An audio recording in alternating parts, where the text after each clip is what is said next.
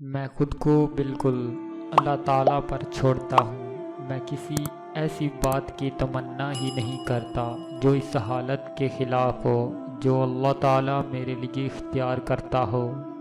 میں ایسی جگہ جا رہا ہوں جہاں اب سے پہلے کبھی نہیں گیا تھا، اور میں ایسی مخلوق کو دیکھ رہا ہوں جسے میں نے پہلے کبھی نہیں دیکھا تھا۔ تمہیں اپنے اندرونی اسرار کا محفوظ رکھنا لازمی ہے، اس لیے کہ اللہ تعالیٰ ضمیروں کے راز کا جاننے والا ہے۔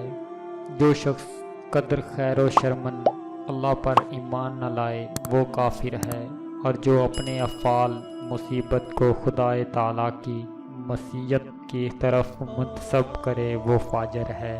اپنی تعریف زیادہ کرنا ہلاکت کا باعث ہے۔ تمہاری عمر برابر گھٹتی جا رہی ہے۔ جو کچھ تمہارے ہاتھ میں ہے اس سے کسی کی مدد کر جاؤ۔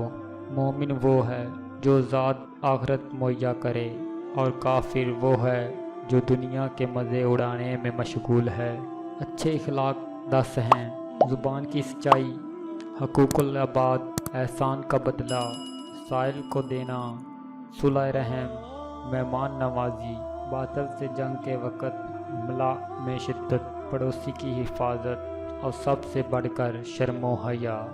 جو لوگ تمہارے دوست بننا چاہتے ہیں ان کے دوست بنو، حامل کہلاؤ گے۔ عادل بننا چاہتے ہو تو جو شخص تمہارا دوست بننا چاہے اس کے دوست